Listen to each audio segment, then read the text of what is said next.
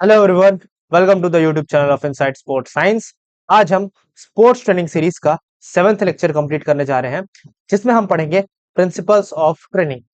Principles of training में mainly 7 to 8 principles आते हैं, जिनमें हम सारे प्रिंसिपल्स को one by one deeply study करेंगे और उनसे रिलेटेड जो पीवाईक्यूज हमारे यूजीसी नेट एग्जाम में आए हुए हैं, हम उनको सॉल्व करेंगे।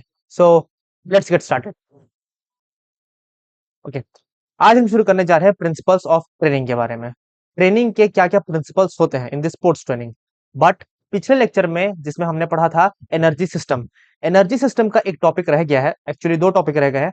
हम उनको पहले हम कंप्लीट कर लेते हैं, दो छोटे छोटे से टॉपिक है, उसके बाद हम आएंगे प्रिंसिपल्स ऑफ ट्रेनिंग में। और ये लेक्चर हम ये जो टॉपिक है हम इसी लेक्चर में कंप्लीट कर लेंगे, राइट। ओके, तो हम एक छोटा सा टॉपिक जो हमारा बच चुका था, that is overlap of the energy system. क्या होता है overlap of the energy system? हमने पुराने लेक्चर्स में, इससे जस्ट पहले वाला जो लेक्चर है उसमें हमने पढ़ा था एनर्जी सिस्टम, जिसमें हमने एरोबिक एनर्जी सिस्टम देखा था, एनारोबिक एनर्जी सिस्टम देखा था, राइट। जिसके अंदर हमने पढ़ा था ATP PC system, glycolytic system and aerobic system, correct. This are some of the system that provides us energy. Now the thing is, जब भी हम किसी वर्कआउट को या जब भी हम कोई एक स्पोर्ट्स खेलते हैं, तो सिर्फ एक ही कोई एनर्जी सिस्टम नहीं है जो हमको एनर्जी प्रोवाइड करता है। कई सारे एनर्जी सिस्टम साइमल्टेनियसली हमको एनर्जी प्रोवाइड करते हैं। द डिफरेंस इज कि कोई एक एनर्जी सिस्टम है जो मेजॉरिटी एटीपी हमको प्रोवाइड करता है उस स्पोर्ट्स एक्टिविटी के दौरान, करेक्ट। जैसे कि जब हम स्प्रिंट लगाते हैं, तब हमको मेजॉरिटी 95% ऑफ द एनर्जी हमको मिलती है एटीपी पीसी सिस्टम के द्वारा, करेक्ट। ओके, तो आज हम ये पढ़ने वाले हैं कि हमारे एनर्जी सिस्टम में ट्रांजिशन कैसे होता है। हम एटीपी पीसी सिस्टम से हम ग्लाइकोलाइटिक या फिर ग्लाइकोलाइटिक सिस्टम से हम एरोबिक सिस्टम में हम कैसे पहुंच जाते हैं, हम उसको समझने वाले हैं। So this is what we are going to study in overlap of energy system, correct. सबसे पहले हम देखते हैं energy system dominance and duration. अलग अलग स्पोर्ट्स एक्टिविटी में अलग अलग एनर्जी सिस्टम का डोमिनेंस होता है, महत्व होती है, राइट। और उसका अलग अलग ड्यूरेशन होता है, करेक्ट। जैसे कि हमारे जो हाई इंटेंसिटी और शॉर्ट ड्यूरेशन के जो स्पोर्ट्स एक्टिविटी है, जैसे कि 100 metre running, long jump, this are some of the exercise जो हाई इंटेंसिटी और शॉर्ट ड्यूरेशन की एक्सरसाइज है। इसमें जो हमारा एनर्जी सिस्टम है, अभी हम आगे बढ़ते हैं। Very high intensity events like 100 metre sprint rely significantly on anaerobic system to meet immediately ATP demands। क्या कह रहा है? जो short duration high intensity exercises हैं, जैसे कि 100 मीटर रेस हुआ, ये प्राइमरली डिपेंड करते हैं हमारे एटीपी पीसी सिस्टम के ऊपर, जिसको हम बोलते हैं anaerobic energy system, correct. Now कई सारे एक्सरसाइज ऐसे होते हैं जहां पे हमारे एनर्जी सिस्टम में ट्रांजिशन आता है, राइट। Transition to aerobic. कई बार ऐसा होता है कि हम एनएरोबिक एनर्जी सिस्टम से हम एरोबिक एनर्जी सिस्टम में स्विच कर जाते हैं, चेंज कर जाते हैं। तो ये होता कब है? तो ये तब होता है जब हमारे स्पोर्ट्स एक्टिविटी या वर्कआउट एक्टिविटी का ड्यूरेशन बढ़ जाता है, राइट। इसको अभी हम समझते हैं अच्छे से। As the duration of the activity extends, the body increasingly lie on oxidative aerobic mechanism for the energy. जैसे जैसे हमारे एक्सरसाइज का एक्टिविटी इंक्रीज होता है, ड्यूरेशन इंक्रीज होता है, हम एनएरोबिक से एरोबिक में शिफ्ट कर जाते हैं। नाउ द थिंग इज, ऐसा क्यों होता है, हमको ये अभी समझने की जरूरत है। मैं आपको थोड़ा ब्रीफ में बताता हूँ। हमारे बॉडी में कार्बोहाइड्रेट्स भी प्रेजेंट होते हैं और हमारे बॉडी में फैट्स भी प्रेजेंट होते हैं, राइट। आप जब भी रनिंग करते हैं तो सबसे पहले जो न्यूट्रिएंट यूज होता है हमारे बॉडी में, दैट इज कार्बोहाइड्रेट, करेक्ट। और कार्बोहाइड्रेट से जब एनर्जी बनती है, दैट इज ग्लाइकोलाइटिक सिस्टम। और ग्लाइकोलाइटिक सिस्टम से काफी फास्ट एनर्जी निकलती है, जो हमको लैक्टिक एसिड भी प्रोवाइड करता है। ये आता है आपका एनएरोबिक एनर्जी सिस्टम में, जब कार्बोहाइड्रेट ग्लूकोज में कन्वर्ट होता है और ग्लूकोज से एनएरोबिक तरीके से हम एटीपी एक्सट्रैक्ट करते हैं। लेकिन जैसे ही एक्सरसाइज का ड्यूरेशन बढ़ जाता है, तब हमारा बॉडी रिलाय कर जाता है फैट्स में, करेक्ट, ताकि जिससे हमको ज्यादा से ज्यादा एनर्जी मिल जाए, राइट। तो यहाँ पे हमने समझा कि हमारा जो एनर्जी सिस्टम है वो एरोबिक से anaerobic, I am sorry, anaerobic से एरोबिक में ट्रांसफर हो जाता है, स्विच कर जाता है। क्यों? जब हमारे एक्सरसाइज का इंटेंसिटी, हमारे एक्सरसाइज का ड्यूरेशन है, वो बढ़ जाता है, करेक्ट। ओके, इसको हम आगे और अच्छे से समझते हैं। एनर्जी डिमांड्स एग्जांपल, अगर 1 मिनट का बाउट है, अगर आप रेसलिंग कर रहे हैं या आप जूडो खेल रहे हैं, और आपके 1 मिनट का अगर बाउट है तो उसमें 70% ऑफ द एनर्जी आपको मिलता है एनएरोबिक मैकेनिज्म के थ्रू। एनएरोबिक मैकेनिज्म क्या मतलब निकलता है इसका? आपका है एटीपीपीसी या फिर फास्ट ग्लाइकोलाइटिक।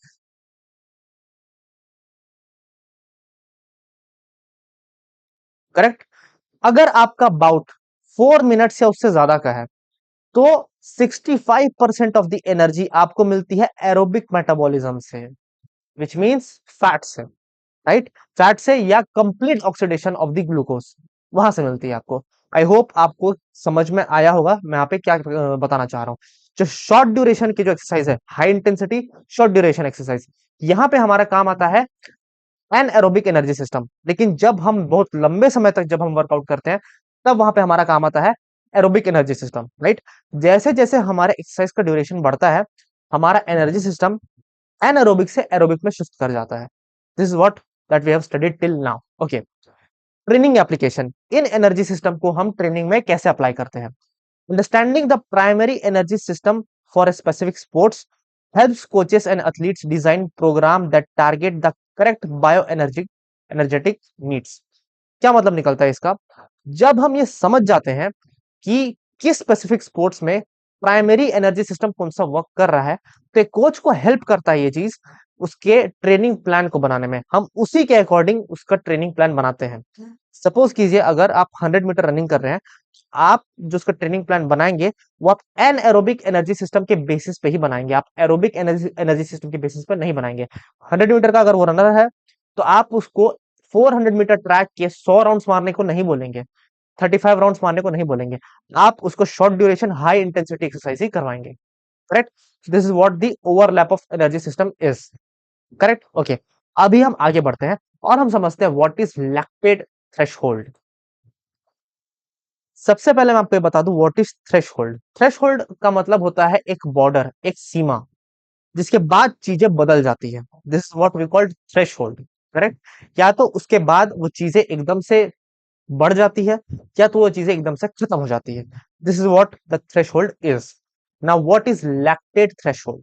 मैंने आपको बताया था जब भी हम एनएरोबिक एनर्जी सिस्टम से जब हमको एनर्जी मिलती है हमको लैक्टिक एसिड फ्री में मिलता है। ये मैंने आपको बताया था। जब हमारे ग्लूकोज को प्रॉपर ऑक्सीजन नहीं मिल पाता तब हमारा बॉडी विदाउट ऑक्सीजन हमको एनर्जी सप्लाई करता है, बट उसके बाय प्रोडक्ट में वो हमको लैक्टिक एसिड भी देता है। ये मैंने आपको बताया था। ओके, शायद आपको ये भी याद हो कि मैंने आपको ये भी बताया था कि लैक्टेट जो प्रोड्यूस होता है उसको हम वापस से रिसाइकल करते हैं। कैसे रिसाइकल करते हैं? हमारा जो लैक्टिक एसिड है ये हमारे ब्लड में जाता है, ब्लड से ये जाता है हमारे लीवर में, और लीवर में वापस से जो लैक्टिक एसिड है ये वापस से ग्लूकोज में कन्वर्ट हो जाता है। करेक्ट, और ये ग्लूकोज वापस से हमारे मसल्स को दे दिया जाता है और हमारा मसल्स वापस से उससे एनर्जी बनाता है। करेक्ट, तो इसका मतलब क्या निकला? हमारे बॉडी में कंटिन्यूली लैक्टिक एसिड बनता है और हमारा बॉडी उसको कंटिन्यूली न्यूट्रलाइज भी कर देता है। आपको बात समझ में? जब भी आप जैसे आप बास्केटबॉल खेल रहे हैं या फुटबॉल खेल रहे हैं, इन सब स्पोर्ट्स के दौरान आप कई सारे ऐसे मोमेंट्स आते हैं जब आप लैक्टिक एसिड जब आपके बॉडी में लैक्टिक एसिड बनता है, तो क्या आप प्रैक्टिस करना छोड़ देते हैं? नहीं, आप प्रैक्टिस कंटिन्यू रखते हैं। प्रैक्टिस क्यों कंटिन्यू रख पाते हैं? क्यों? क्योंकि आपका बॉडी में लैक्टिक एसिड बन तो रहा है लेकिन साइमल्टेनियसली आपका बॉडी लैक्टिक एसिड को खत्म भी कर रहा होता है। करेक्ट। अब व्हाट इज लैक्टेट थ्रेशोल्ड? जैसे जैसे आपके वर्कआउट का इंटेंसिटी बढ़ते जाएगा वैसे वैसे लैक्टिक एसिड का एक्यूमुलेशन भी बढ़ते जाएगा। राइट, लैक्टिक एसिड आपके बॉडी में आया और आपका बॉडी लैक्टिक एसिड को खत्म कर देगा, फिर आया लैक्टिक एसिड को फिर से खत्म कर देगा। लेकिन एक ऐसा टाइम आता है जब आपका इंटेंसिटी इतना बढ़ चुका होता है, वर्कआउट का इंटेंसिटी इतना हाई हो चुका होता है कि लैक्टिक एसिड बहुत ज्यादा इंक्रीज हो जाता है और आपका बॉडी फिर उसको न्यूट्रलाइज नहीं कर पाता। एक टाइम ऐसा आता है जब आपका बॉडी जो लैक्टिक एसिड प्रोड्यूस हुआ है उसको न्यूट्रलाइज नहीं कर पाता, इसी को हम बोलते हैं लैक्टेट थ्रेशोल्ड। करेक्ट। अभी फिर से मैं जनरलाइज कर देता हूं। आपके बॉडी में लैक्टिक एसिड बनता है, हमारा बॉडी उसको न्यूट्रलाइज करता है, फिर बनता है, फिर न्यूट्रलाइज करता है। जितना इंटेंसिफाइड आप वर्कआउट करेंगे उतना ज्यादा लैक्टिक एसिड बनेगा। What is lactate threshold? The moment at विच हमारा बॉडी लैक्टिक एसिड को न्यूट्रलाइज नहीं कर पाता। क्यों? क्योंकि लैक्टिक एसिड बहुत ज्यादा बन चुका है। इसी को हम बोलते हैं लैक्टेट थ्रेशोल्ड। जब हमारा बॉडी लैक्टिक एसिड को न्यूट्रलाइज नहीं कर पाता, ऐसे पॉइंट को हम बोलते हैं लैक्टेट थ्रेशोल्ड। नाउ अब हम समझते हैं डेफिनेशन क्या कहता है। पहले हम सिंपल से टर्मिनोलॉजीज को समझते हैं। Blood lactate levels provide insight into which energy system is dominating to ATP supply. Correct. Now, what is lactate formation? High level of lactate suggests glycolytic system is working at very high rate. Right? अगर जितना ज्यादा lactic acid accumulation आपके body में हो रहा है, इसका मतलब यह है कि उतने हाई लेवल पे आपके बॉडी में ग्लाइकोलाइटिक सिस्टम काम कर रहा है। Now what is the definition of lactate threshold? In endurance और aerobic activity, the lactate threshold is the point at which blood lactate formation begins to abruptly increase. ये वो पॉइंट है जहां से हमारा लैक्टिक एसिड एकदम ज्यादा से इंक्रीज हो जाता है। इसी को हम बोलते हैं लैक्टेट थ्रेशोल्ड। ठीक है, इस टॉपिक को मैं और भी बहुत अच्छे से समझाऊंगा जब हम पढ़ेंगे एक्सरसाइज फिजियोलॉजी को। Correct? Okay. Physiological shift, the lactate threshold represent the shift from aerobic energy supply to anaerobic energy supply as exercise intensity increases. Right? क्या कह रहा है कि जो लैक्टेट थ्रेशोल्ड है, ये एक इंडिकेटर है जो बताता है कि हमारा जो एनर्जी सिस्टम है वो एरोबिक एनर्जी सिस्टम से एनाएरोबिक एनर्जी सिस्टम में शिफ्ट हो चुका है। राइट? आई होप यहां तक की चीजें आपको समझ में आई होंगी। Now let's move forward. Now comes our training status and lactate threshold level. हमारा जो लैक्टेट थ्रेशोल्ड लेवल है, उससे हम ये बता सकते हैं कि हमारा ट्रेनिंग स्टेटस क्या है। करेक्ट? पढ़ते हैं क्या लिखा हुआ है। The point at which an individual reaches their lactate threshold is heavily influenced by their training status. अब एक ऐसा पॉइंट जहां पे आप लैक्टेट थ्रेशोल्ड पे रीच कर जाते हैं, ये वो पॉइंट है जो हमको बताता है कि आपका ट्रेनिंग स्टेटस क्या है, आपने ट्रेनिंग कितने बढ़िया से कर रखा है। Correct? Expressed as percent of their maximal aerobic capacity, VO2 max. Now what is VO2 max? VO2 max is the maximum amount of oxygen consumed by a person in 1 minute. 1 minute के अंदर अंदर आप maximum कितना oxygen consume कर सकते हैं, that is your VO2 max। और ये लिमिटेड होता है, एक इंसान एक लिमिट तक ही मैक्सिमम ऑक्सीजन को कंज्यूम कर सकता है, उससे ज्यादा नहीं। नाउ अब हम लैक्टेट थ्रेशोल्ड को मेजर इसी में करते हैं कि कितने VO2 max में आपका लैक्टेट थ्रेशोल्ड आ रहा है। Right? Now the thing is, अगर आपको जल्दी लैक्टेट थ्रेशोल्ड आ जा रहा है, इसका मतलब यह है कि आपकी ट्रेनिंग अच्छे से नहीं हुई है, आप एक बिगिनर है। जितना लेट आपको लैक्टेट थ्रेशोल्ड आ रहा है, इसका मतलब यह है कि आप उतने ज्यादा बेहतरीन एथलीट हैं। क्या आपको बातें समझ में आई? जैसे कि कुछ बंदे बहुत जल्दी थक जाते हैं और वो कहते हैं कि हमारे पैरों में, हमारे बॉडी में क्रैम्प्स आ चुके हैं बहुत जल्दी। इसका मतलब यह है कि उनका लैक्टेट थ्रेशोल्ड काफी नीचे है, बहुत जल्दी उनके बॉडी में लैक्टेट थ्रेशोल्ड आ जाता है। करेक्ट? लेकिन जो एलीट एथलीट्स है, उनके बॉडी में लैक्टेट थ्रेशोल्ड बहुत देर बाद, बहुत ज्यादा वर्कआउट करने के बाद आता है। राइट? इसको हम एक टेबल के माध्यम से समझने की कोशिश करते हैं। अनट्रेन्ड इंडिविजुअल में 50 to 60% ऑफ VO2 max में होता है लैक्टेट थ्रेशोल्ड। राइट? जब वो आप जैसे कि मान लो 100% है उनका मैक्सिमम ऑक्सीजन कंजम्पशन, तो जब वो 50% में पहुंचते हैं, उसी टाइम उनके बॉडी में लैक्टेट थ्रेशोल्ड आ जाता है। Correct? Now highly trained endurance athlete, जो हाईली ट्रेन्ड एंड्योरेंस एथलीट है, उनके बॉडी में लैक्टेट थ्रेशोल्ड आता है जब वो 80% ऑफ VO2 max से पहुंचते हैं। जब वो 80% of the maximum oxygen consumption को कंज्यूम कर लेते हैं, तब उनके बॉडी में आता है लैक्टेट थ्रेशोल्ड। और जो एलीट एंड्योरेंस एथलीट है, उनके बॉडी में आता है जब वो 83 to 93% ऑफ VO2 max में, जब वो 83 to 93% ऑफ VO2 max से पहुंचते हैं, तब उनके बॉडी में आता है लैक्टेट थ्रेशोल्ड, व्हिच मींस उनको क्रैम्प बहुत देर बाद आता है। सो this is what the lactate threshold is. Okay, इसको हम दोबारा से पढ़ेंगे, आई होप आपको ये समझ में आया होगा, बट इसको हम दोबारा से पढ़ेंगे जब हम पढ़ेंगे exercise physiology. Correct? Okay, let's move forward and start the most interesting topic, that is principles of training. Principles हमको बताते क्या है? प्रिंसिपल्स आर सिद्धांत जो हमको ये बताते हैं कि ट्रेनिंग किस तरीके से किया जाना चाहिए। This are some of the set of rules. इसका मतलब ये नहीं कि इसको आपको पालन करना ही है, अगर आप नहीं पालन करेंगे तो आपका इंप्रूवमेंट नहीं आएगा। द थिंग इज, अगर आप चाहते हैं कि आपके बॉडी में आपका गेम इंप्रूव हो, तो आपको इन प्रिंसिपल्स को फॉलो करना पड़ेगा। करेक्ट? ओके। सो अभी हम समझने जा रहे हैं principles of training, sports training के कुछ प्रिंसिपल्स। अप्रॉक्स 7 to 8 प्रिंसिपल्स है that are highly highly very very important. TGT PGT exams में काफी ज्यादा पूछे जाते हैं, एंड ऑफ कोर्स नेट में तो बहुत ही ज्यादा पूछा जाता है। Correct? Okay. So our first principle is principle of overload. क्या कहता है हमारा principle of overload? Overload, to improve fitness the body must be challenged. अगर आप चाहते हैं कि आपका फिटनेस लेवल इंप्रूव हो, आपका बॉडी चैलेंज्ड होना चाहिए beyond the normal level. Correct? अगर आप जिम में जाके रोज सिर्फ 10 kg से बारबेल कल लगा रहे हैं, तो आपके मसल्स में वो हाइपरट्रोफी नहीं आएगी, आपके स्ट्रेंथ में वो इंक्रीमेंट नहीं आएगा। अगर आप चाहते हैं कि आपका स्ट्रेंथ इंक्रीज हो, तो आपको 10 से 12 में जाना पड़ेगा, 12 से 13 में जाना पड़ेगा, 13 से 14 में जाना पड़ेगा। सो this is what the principle of overload is. शुरुआत में ये आपको टफ जरूर लगेगा, लेकिन आपका बॉडी इसको अडेप्ट कर लेगा, जो हमने पिछले लेक्चर्स में पढ़ा है। अब ओवरलोड आता कैसे है? ओवरलोड हम 3 तरीके से लेके आते हैं। पहला, इंटेंसिटी, ड्यूरेशन और फ्रीक्वेंसी में चेंज लेके आके। Right? Now what is intensity? Intensity का सिंपल सा डेफिनेशन ये है कि कोई काम कितना टफ है आपके लिए, इसको हम बोलते हैं इंटेंसिटी। राइट?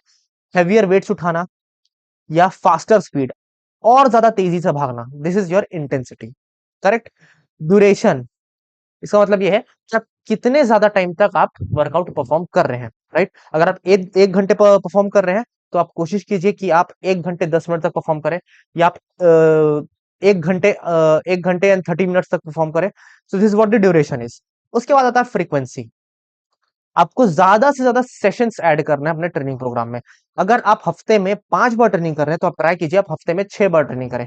अगर आप दिन में अगर आप 3 बार ट्रेनिंग कर रहे हैं, राइट, एक दिन में अगर आप 3 बार ट्रेनिंग कर रहे हैं, तो आई एम सॉरी, अगर आप एक दिन में 2 बार या 1 बार ट्रेनिंग कर रहे हैं, कोशिश कीजिए कि आप दिन में 3 बार ट्रेनिंग करें। 3 से ज्यादा वैसे भी पॉसिबल नहीं है। आप ट्राई कीजिए कि 1 से वो 2 हो जाए और 2 से वो 3 हो जाए। This is what the frequency of training is. Correct? तो this was the principle of overload. Correct? Okay. इसके बाद आता है principle of progression.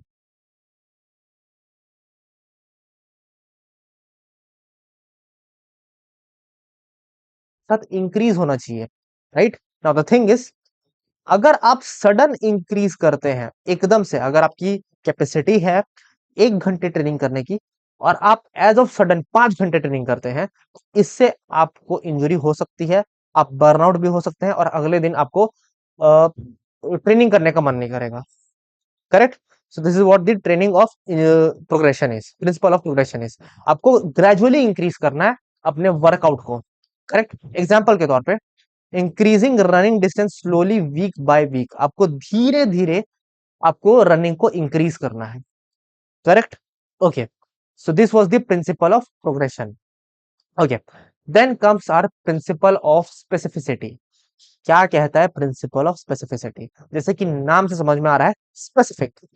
The thing is, आपको अपने अकॉर्डिंग, आपको अपने स्पोर्ट्स के अकॉर्डिंग, आपको अपने गोल के अकॉर्डिंग आपको ट्रेनिंग करनी है।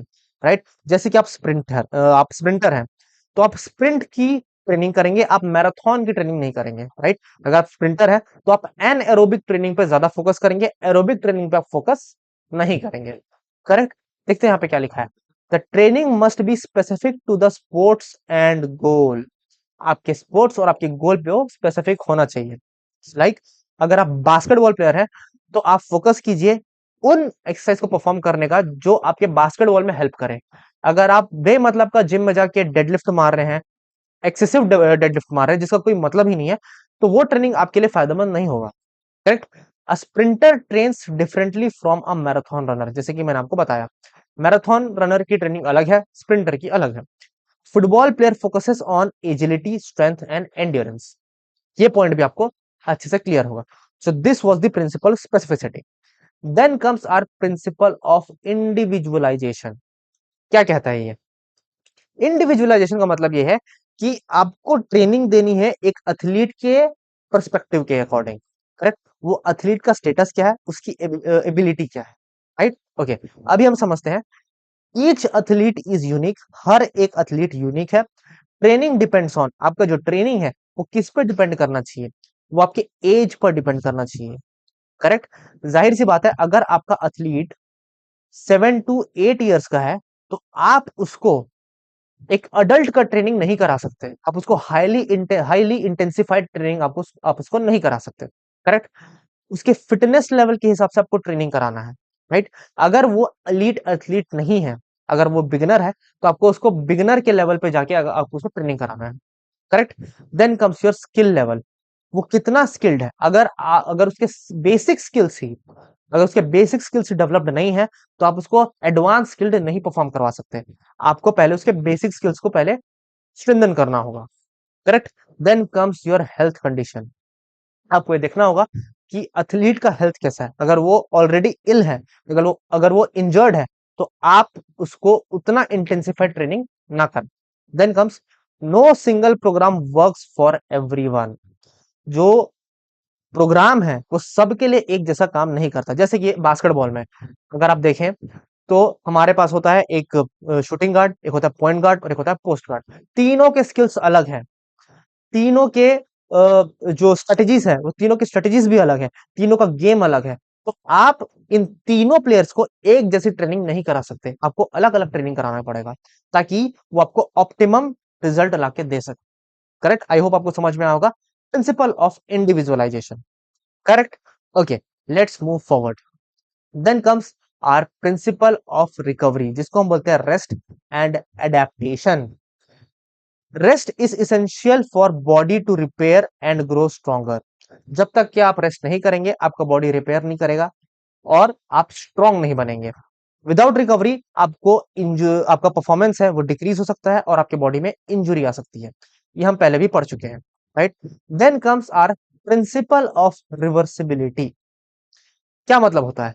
अगर आप ट्रेन करना बंद कर देते हैं, तो आपके बॉडी में जो एडेप्टेशन आया है, जो इंप्रूवमेंट आपके बॉडी में आया है, वो इंप्रूवमेंट खत्म हो जाएगा। If you don't use it, you lose it. अब बात आपको समझ में? When training stops, fitness level is decline. अगर आप ट्रेनिंग करना बंद कर देंगे, आपका फिटनेस लेवल खत्म हो जाएगा, करेक्ट।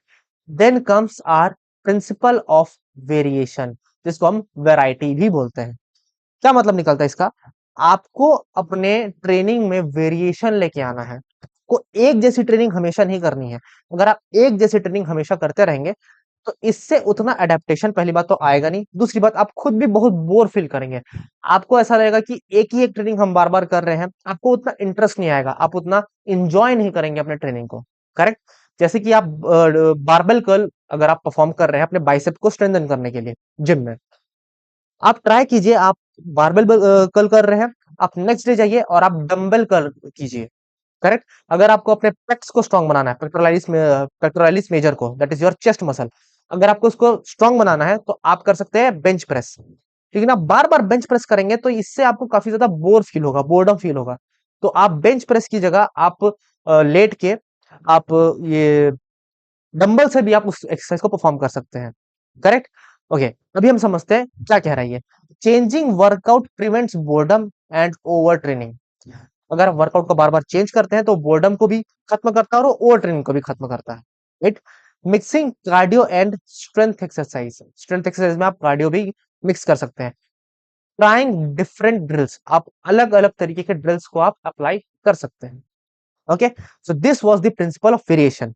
अपने ट्रेनिंग में हल्का सा वेरिएशन लेके आना है, ट्विस्ट लेके आना है, मसाला लेके आना है, correct. Okay, then comes our principle of consistency. इसको हम प्रिंसिपल ऑफ कॉन्टिन्यूटी भी कहते हैं, ठीक है। मैं यहाँ पे लिख देता हूं कॉन्टिन्यूटी। मेरी हैंडराइटिंग ऐसी ही है, तो प्लीज माइंड ना करें। Okay, regular training is key to improvement, irregular training gives poor result. अगर आप रेगुलर ट्रेनिंग करेंगे, तो आपके बॉडी में जाहिर सी बात है आपको इंप्रूवमेंट नजर आएगा। अगर आप ट्रेनिंग रेगुलर नहीं करेंगे, तो आपके बॉडी में वो रिजल्ट्स भी नहीं मिलेंगे, right. Okay, then comes our principle of periodization. क्या मतलब निकलता है प्रिंसिपल ऑफ पीरियोडाइजेशन का? हमारा जो 1 साल का ट्रेनिंग प्लान है, हम उसको कई सारे फेजेस में हम बांट देते हैं और हम अलग अलग फेजेस के अलग अलग गोल्स बनाते हैं, ऑब्जेक्टिव्स बनाते हैं, और हम वन बाय वन हम उनको अचीव करने की कोशिश करते हैं, जिससे कि हम हमारा अल्टीमेट जो गोल है हम उसको अचीव कर पाए, करेक्ट। ओके, ध्यान देते हैं इसमें पॉइंट्स में क्या क्या लिखा हुआ है। Training is divided into phases. जो 1 साल का जो हमारा ट्रेनिंग है, हम उसको फेजेस में डिवाइड करते हैं।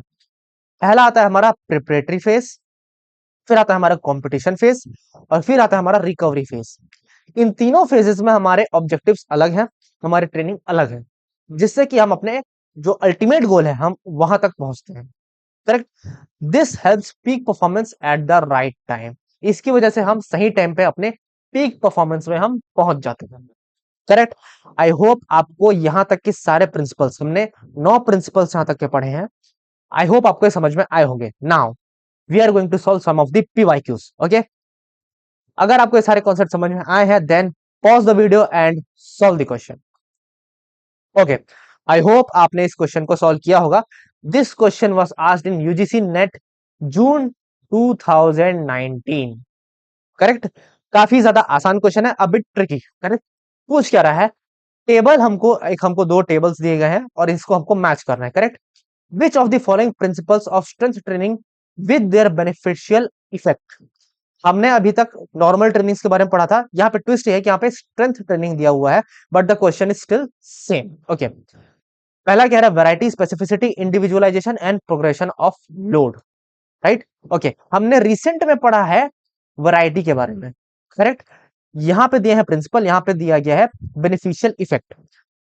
वैरायटी, क्या वैरायटी से डिटरमाइनिंग रेडीनेस स्टेट, क्या इससे केस का मतलब ये निकलता है?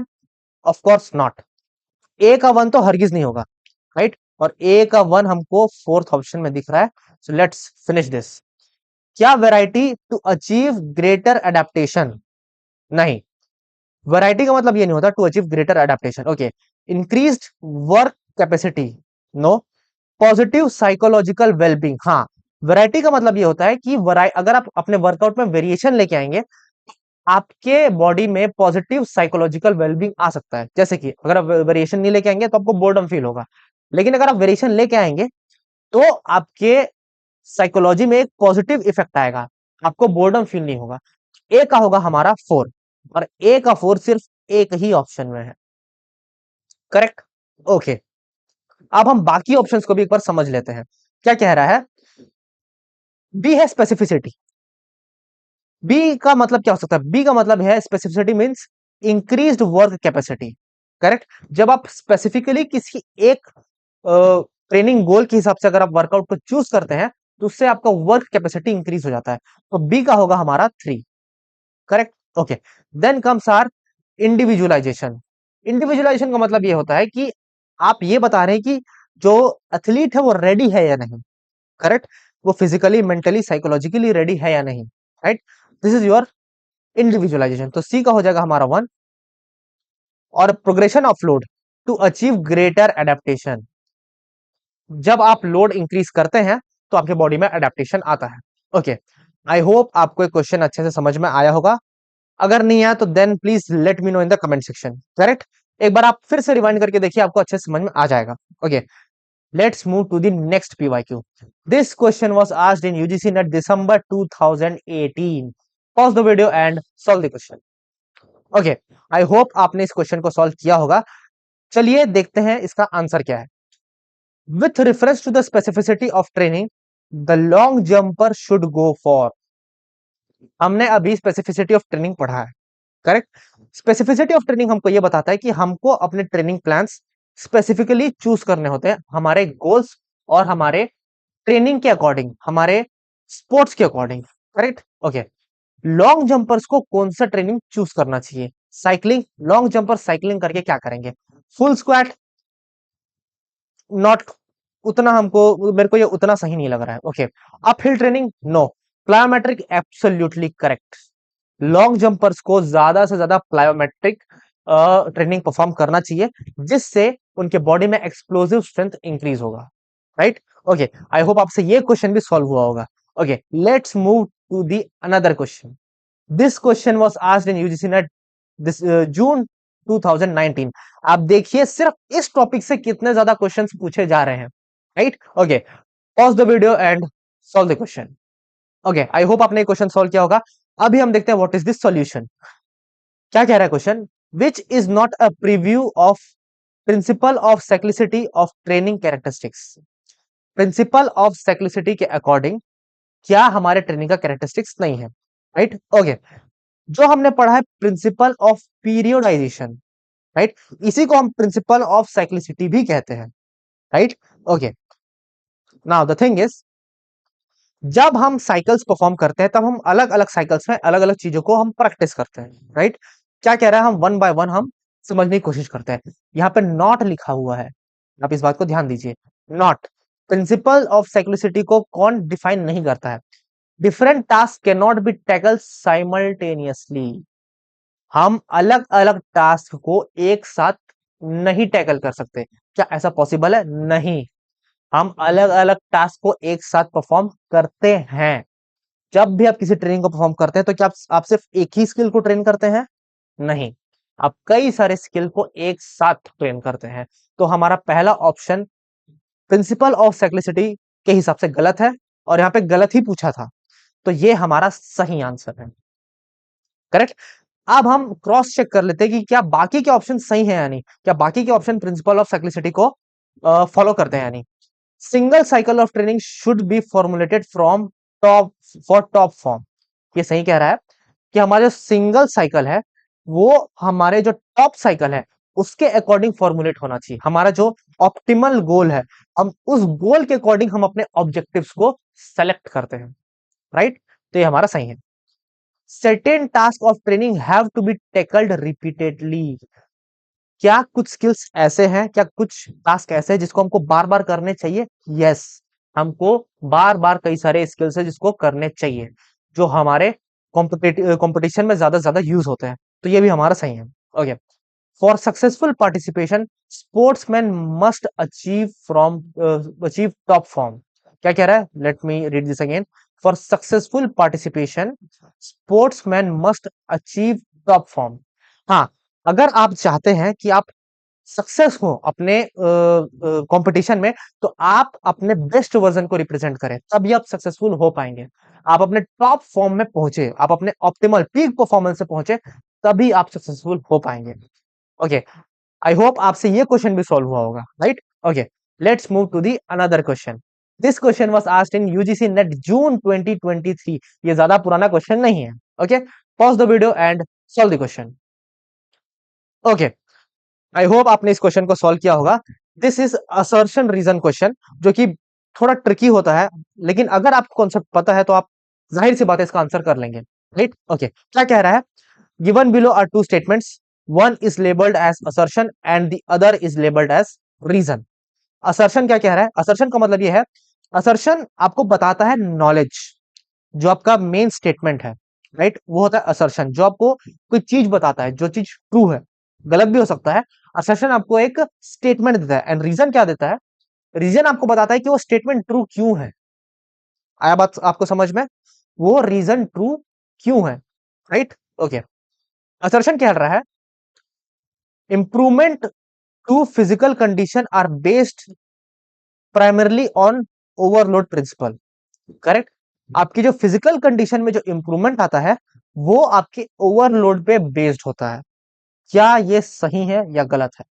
मेरे हिसाब से ये सही है, हमारा असर्शन सही है, राइट। नाउ अब हम देखते हैं रीजन। रीजन क्या बताता है कि असर्शन सही क्यों है, वो बताता है हमारा रीजन, ठीक है। Overload principle holds the capacity to respond improves only when the placed on the body demand placed on the body increases। क्या कह रहा है? Let me read this again. Overload principle holds that the capacity to respond improves only when the demand placed on the body increases। इसका मतलब यह है कि overload हमारे बॉडी में हमारे बॉडी में इंप्रूवमेंट तभी आता है जब हमारे बॉडी में ओवरलोड आता है। हमारे डिमांड से ज्यादा जब हम अपने बॉडी में ओवरलोड लेके आते हैं, तब हमारे परफॉर्मेंस में इंप्रूवमेंट आता है, करेक्ट। तो क्या रीजन हमारा एक्सप्लेनेशन है असर्शन का? द थिंग इज यस, जो हमारा रीजन है वो हमारे असर्शन का सही एक्सप्लेनेशन है, करेक्ट। तो ऑप्शन वन क्या कह रहा है? Both A and R are correct. हाँ, दोनों सही है, and R is the correct explanation of A. Yes, हमारा जो आर है वो असर्शन का सही एक्सप्लेनेशन है, तो हमारा फर्स्ट ऑप्शन हो जाता है सही, right. So this was all for this lecture, correct. हमने अभी पढ़ा लैक्टेट थ्रेशोल्ड के बारे में, हमने ये देखा कि कैसे एनारोबिक सिस्टम से हम एरोबिक सिस्टम में स्विच कर जाते हैं, और हमने सारे प्रिंसिपल्स ऑफ ट्रेनिंग को पढ़ा और उससे रिलेटेड 3 4 हमने 4 पीवाईक्यूज को सॉल्व किया है। काफी ज्यादा ट्रिकी थे और उनको सॉल्व करना भी उतना भी ज्यादा डिफिकल्ट नहीं था। आई होप ये सेशन आपको अच्छा लगा होगा। If you like this session then please like share comment and subscribe to my YouTube channel. और अगर आप ऐसे ही कंटेंट को आप पढ़ना चाहते हैं, अगर आप यूजीसी नेट एग्जाम को क्लियर करना चाहते हैं, तो आप प्लीज जुड़े रहिए। मैं आगे और भी ऐसे लेक्चर्स लेके आता रहूंगा, और मेन बात, मैं ये पीवाईक्यूज भी लेके आऊंगा, right? So PYQ are the best syllabus if you want to clear the NET examination, correct? Okay, so see you in the next video. Till then, goodbye.